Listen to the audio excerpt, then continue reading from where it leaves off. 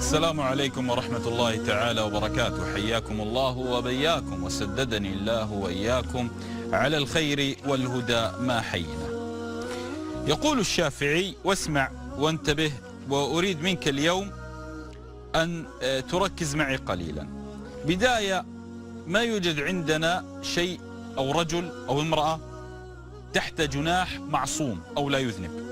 من قال أني أنا لا أذنب فقد أعطى لنفسه عصمة لم يأخذها الأنبياء. وقلنا أن موسى عليه السلام شد لحية أخيه وألقى الألواح التي هي عليها كلام رب العباد. وقلنا أن يونس عليه السلام أمره الله أن يذهب لنصح قومه فرجع. قلنا هذا الأمر. وقلنا أن آدم أمره الله وهو في الجنة كل شيء مباح له أن لا يأكل من الشجرة وأكل منها. فلا أحد يدعي العصمة، كلنا بشر. أذكر مرة، سأتكلم عن نفسي، أسأل الله الذي لا إله إلا هو أن يمن علي وعليكم بالستر والعافية. قولوا آمين. كلنا نمشي تحت ستر الله. أذكر مرة أني أذنبت، وقعت في ذنب كعادة البشر، نحن من طين. الطين يؤثر به ضغط اليد وعلامة القدم. طين تكسره الضربة وتقسيه الشمس ويجرفه النهر. طين. فقلت في نفسي: لن أخرج على الهواء أنصح الناس، أنا لست كفؤا أن أخرج على الناس لأنصح. فنمت. لما نمت في المنام رأيت، والله على ما أقول شهيد، في المنام رأيت أن رجلا يبيع خبز والناس عنده يشترون الخبز. فأنا أقف أنا ورجل كان ملتحيا ولحية بيضاء وعلى وجهه نور، فأنا جالس وأنظر إليه وأقول: من هذا؟ قال: هذا فلان يبيع الخبز. ثم الرجل أخذ رغيفين وذهب وأصبح يأكل خبز. الخباز أصبح يأكل خبز. فقلت للرجل: يأكل خبز ويبيع الناس. قال: وهذا أنت، لو امتنعت عن بيع الخبز لجاع الناس. هكذا في المنام.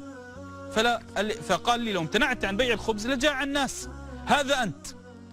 فاستيقظت من المنام، قلت: لعلها رسالة من رب العباد، لعلها. ثم قدر الله أن أذهب لمكتبتي أفتح كتاب رسائل ابن عثيمين رحمه الله. فوقع أول ما فتحت الكتاب وقعت عيني على سؤال. يسأل الشيخ ابن عثيمين، يقول السائل، يقول له: يا شيخ، أنا أقع في ذنب شرب السجائر، وأعلم أنه ذنب، فهل أستطيع أن أنهي عن هذا المنكر إذا أحدهم شرب أمام السجائر؟ فقال الشيخ: نعم، لا تجمع على نفسك ذنبين، أنك تفعل الذنب وتسكت عن الذنب. فاطمأنت نفسي. بهذا كلنا يذنب، ما عندنا شيء كامل. حتى البدر، القمر، تجده بدرا فتتغزل به، لكنه في المقابل الآخر مظلم. كلنا كالقمر له جانب مظلم. احفظها. فالشافعي رحمه الله يقول: امشوا إلى الله عرجا أو مكاسير. الشافعي رحمه الله يقول: امشوا لله، اذهبوا لله عرجا أو مكاسير. يعني أنا أعرج بالذنب، امشي لله. أنت مكسور القدم، حاول أن تمشي لله جاهدة.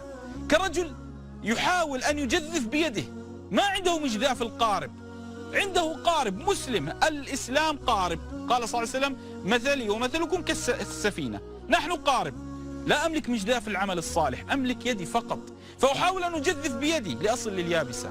فكلنا يعترينا النقص، فلا ترجو الكمال من أحد ولا من أحد. لكن هل إذا أذنبت، شربت خمرا، وقعت في الزنا، فعلت أي ذنب، هل أتقوقع على نفسي وأقول خلاص أنا مذنب؟ يوجد عندنا شيء اسمه فلسفة الذنب. اسمعني، اسمع وانتبه لكل شاب. فلسفة الذنب كيف؟ ربما يتساءل الإنسان: كيف ينهاك الله عن القتل ويفتح باب التوبة للقاتل؟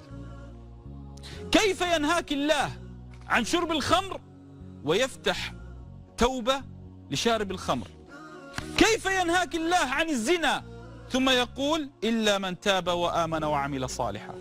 كيف؟ ولا يزنون ومن يفعل ذلك يلقى أثاما، ثم أردف: إلا من تاب. كيف الله ينهى عن شيء ويفتح باب الشيء؟ هذا يسمى فلسفة الذنب. لو أن الله لم يفتح باب التوبة لاستشرس الناس. بمعنى، أنا اليوم شربت خمرا، قتلت نفسا، وقعت في الحرام، فأقول خلاص الله عز وجل ما يقبل لي توبة، فلماذا أتوب؟ فأستشرس في المعاصي. فالله عز وجل يعلم، الإنسان يعلم أنه يتقدم خطوة للذنب ويرجع خطوة، يتقدم خطوة. فالله عز وجل قال لا، باب التوبة مفتوح، لا أحد يغلقه حتى يا رب القتل. نعم حتى القتل. يعني فلسفة الذنوب أحيانا يعتريك الذنب فتأمل الله فتقبل لله، أنا يا رب تبت، ثم تعود، ثم تقول تذنب، ثم تعود. هذا فلسفة الذنب تجعلك بالنفس اللوامة. يعني اسمع، أعجبني قول ابن كثير رحمه الله. ابن كثير لما ذكر حديث النبي صلى الله عليه وسلم الرجل الذي قتل 100 نفس، أسألك بالله أنت قتلت نفسا واحدة؟ تقول لا الحمد لله. ربما يا شيخ فعلت الموبقات، فعلت لكن لم أقتل نفسا. هذا الرجل قتل 100 نفس.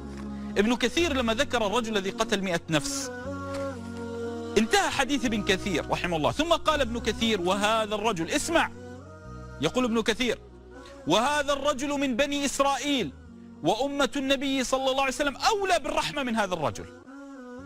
نحن من أمة الحبيب، نحن الذين قال النبي صلى الله عليه وسلم لما قال الله له ولسوف يعطيك ربك فترضى، قال النبي صلى الله عليه وسلم والله لن أرضى ورجلا واحدا من أمتي في النار، صلى الله عليه وسلم، ورجل واحد من أمتي في النار لن أرضى، صلى الله عليه وسلم. لهذا لا تبتئس وإن أصبت الذنب، اجعل من نفسك بيرق، واجعل من نفسك أن هذا الذنب ما هو إلا دوافع. بمعنى آخر، زليخة لو لم تهم لما آمنت، وقيل تزوجها يوسف عليه السلام، أليس كذلك؟ لما آمنت، لو أنها لم تهم لما علمت يوسف عليه السلام. لهذا عمر بن الخطاب حمل السيف، أراد قتل محمد صلى الله عليه وسلم، فرجع يقاتل عن محمد. أحيانا الذنب يدفعك للطاعة وأنت لا تعلم. لهذا لا تبتئس، لا تغلق على نفسك الأبواب بحجة تقول الله شديد العقاب. الله تعلم ما مشكلتنا نحن، تعلم ما مشكلتنا؟ دائما نتحدث عما بعد الموت ولا نتحدث عن قبل الموت. دائما نتحدث عن حياة الآخرة ولا نتحدث عن حياة الدنيا، رغم أني لن أصل لجنة الآخرة حتى أمشي في جنة الدنيا. لهذا دائما نتحدث قبر، موت، محشر، جهنم، جنة. وأين نحن من قوله تعالى؟ أين نحن من قوله تعالى ولا تفسدوا في الأرض بعد إصلاحها؟ أين نحن من قوله تعالى من عمل صالحا من ذكر أو أنثى وهو مؤمن فلنحيينه حياة طيبة، أي في الدنيا. لماذا لا نتكلم عن الحياة الطيبة؟ الحياة الطيبة طالما أني مؤمن سأذنب، لكن هل أغلق على نفسي الباب؟ هل أقول لا؟ أليس هناك من الصحابة من شرب الخمر؟ شرب الخمر، جيء به للنبي صلى الله عليه وسلم وجلده، جلد ثم عاد ثم جلد ثم عاد ثم جلد، أدمن. فقال خالد لعنه الله، يقول خالد رضي الله عنه لعنه الله كم يؤتى به ولا يتوب. فقال صلى الله عليه وسلم لا تلعنه، قال صلى الله عليه وسلم لا تلعنه إنه يحب الله ورسوله. ليس كل مذنب يكره ربه، لكن نفس تغلب، النفس أمارة بالسوء. لا يوجد عندنا رجل يحمل قلب ملائكي، حتى الملائكة هاروت وماروت، ملائكة هاروت وماروت لما قالوا يا رب لما منحت الناس الإنسان ما لا تمنحه للملائكة؟ فقال الله لهم إني وضعت بهم الشهوة ومنعتهم عنها. فقالوا يا رب ضع بنا الشهوة ونصبح نحن أكثر طاعة منهم. فوضع الله بهم الشهوة فوقعوا في الذنب، فخيرهم الله بين عذاب الدنيا أو الآخرة، فقالوا يا رب العذاب الدنيا، فعلقهم الله بين السماء والأرض، هاروت وماروت. نحن نقرأها في سورة البقرة كل يوم، ملائكة ولما جبلوا على الشهوة وقعوا في المعصية، ثم ترجو مني أنا كبشر أن أمشي مستقيما؟ كيف؟ أحيانا جمال الدنيا بموجها، فتجد يذنب يتوب يذنب يتوب، لكن قلبه منيب لله سبحانه وتعالى، قلبه طائع لله. أليس النبي صلى الله عليه وسلم حرم على نفسه العسل فقال الله لما تحرم ما أحل الله لك؟ أليس النبي صلى الله عليه وسلم من عبس في وجه ابن أم مكتوم فقال الله عبس وتولى؟ فلا تظن أنك ستصل لمرحلة النبوة ولا لمرحلة الملائكة، أنت بشر، طالما أنك تذنب ويعتريك الذنب وتتوب أو تستغفر فأنت على خير، أنت على خير. لهذا لا تجعل من ذنبك يقودك للقنوط من رحمة الله. بعض الناس إذا أذنب يقنط من رحمة الله. يوم القيامة نحن سنرد إلى كريم رغم الذنوب، أنا أقولها، رغم الذنوب التي بلغت فينا عنان السماء، لكننا نرجو من الله يدخلنا الجنة لأننا لا نشرك به شيئا، لا نشرك به شيئا سبحانه وتعالى. نحن سنفد إلى كريم. ابن الجوزي، اسمع، ابن الجوزي يوم من الأيام نائم في المسجد، وهو نائم ابن الجوزي رحمه الله جاءت جنازة فقام. قام ابن الجوزي رحمه الله، اخفضوا لي هذا الصوت شوش علي. فقام ابن الجوزي رحمه الله فقال ابن الجوزي سأصلي عليه جنازة. صلى عليه جنازة رحمه الله، ثم قال سأدفن معهم الميت.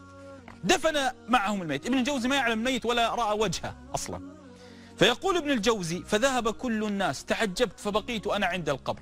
يقول ابن الجوزي فجلست عند الشاهد عند القبر، يعني جلست. ثم قلت، يقول ابن الجوزي ثم قلت يا رب، يا رب هذا ضيف جاء عندك وأنا لا أعلمه. يا رب هذا الضيف عن الميت لو جاء عندي أنا وأنا لا أعرفه لأكرمته، فكيف أنت وأنت أكرم الأكرمين. يقول ابن الجوزي فخرجت فنمت في المسجد، رجعت للنوم، كان مسافرا. يقول وإذ جاءني رجل بحلة بيضاء في المنام قال أنت الذي دعوت لي؟ قال ابن الجوزي من أنت؟ قال أنا الميت الذي دعوت عند قبره، والله غفر الله لي بدعوتك. نحن نفد إلى كريم خلق أبانا آدم في الجنة، كأنه يقول الله لنا أنا أوجدت أصلكم في الجنة ستعودون لها لا محالة، ولكن أنيبوا إلي. لهذا الله عز وجل قال ففروا إلى الله، لم يقل ففروا من الله. هل أحد أن تفر من أمك؟ لا، لأنها منبع الحنان. سفيان يقول الله يوم القيامة لو قال الله سأمك ستحاسبك، أقول لا يا رب أنت حاسبني، أنت أرحم بي من أمي. فلهذا إياك أن تجعل الذنب حجر عثرة بينك وبين الله. كلنا نذنب، كلنا نذنب. اجعل قاعدة في نفسك قوة الصلة مع الله. يعني يا رب أنا صح أذنبت، يا رب أنا فعلت كذا، لكن هذا لا يمنع أني أحبك. لا، كما قال النبي صلى الله عليه وسلم عن شارب الخمر إنه يحب الله ورسوله. أنا أذنبت لكن يا رب لا يمنع أني أحبك. نفسي غلبت علي، أنت خلقتنا يا رب وجعلت بنا الشهوة وأتوب إليك وفتحت لنا باب التوبة. لهذا كما قال ابن عباس احفظ الله يحفظك، احفظ الله تجده تجاهك. إذا سألت فاسأل الله، وإذا استعنت فاستعن بالله، واعلم لو أن الأمة اجتمعت على أن ينفعوك بشيء لن ينفعوك بشيء إلا قد كتب لك، كتبه الله لك. فأنت اجعل قوة الصلة بالله لا تحل بينك وبينه حتى بالذنوب. لو أنا وأنت لم يغفر الله لنا من يغفر لنا؟ لو أنا وأنت لم يغفر الله لنا ولم يجتبينا بالرحمة، من هذا الذي يغفر لنا؟ إذن الله عز وجل لما أخبرنا عن الجنة والنار وأخبرنا عن أهوال وأخبرنا، لكنه في المقابل أخبرنا عن رحمته بآية صغيرة، لا أقول بآية قصيرة جدا لكنها تسع العالم. قال الله ورحمتي وسعت كل شيء، وأنت شيء وأنا شيء وهذا شيء وفلان شيء، العالم كله شيء. نحن الآن نحيا برحمة الله، الأرض تدور برحمة الله، الشمس تشرق برحمة الله، القمر يخرج علينا برحمة الله، الأعضاء هذه تعمل برحمة الله، العين تبصر برحمة الله. فكيف إذا وردنا إلى الله سبحانه وتعالى، إلى أرحم الراحمين الذي أوجدنا يقول لنا أنا أرحم بكم من أمهاتكم؟ فلماذا لا؟ نحن فينا شقاوة، نحن فينا شقاوة، نحب الذنب ونذنب، ولكننا نرجع لمن خلقنا، نقول يا رب عفوك ثم يعفو عنا، ثم نعود، ثم نرجع يا رب عفوك ثم يعفو، ثم نعود. الله عز وجل هكذا هو. موسى جاء في الأثر أن موسى عليه السلام انزعج من بني إسرائيل. اسمع، موسى عليه السلام انزعج من بني إسرائيل، فقال موسى يا رب أهلكهم، قال موسى يا رب أهلكهم فقد عصوك. فأمر الله عز وجل شان الملائكة أن ترفع موسى للسماء، فرفعت الملائكة موسى عليه السلام للسماء. أقسم بالله أصابتني قشعريرة. رفعت الملائكة موسى للسماء، فقال الله لموسى يا موسى انظر للذنوب التي تصعد إلي من بني آدم. فنظر موسى فرأى الذنوب تصعد، ذنب قتل، ذنب زنا، ذنب سرقة، ذنب، رأى الذنوب تصعد. فقال موسى يا رب كيف تصبر عليهم؟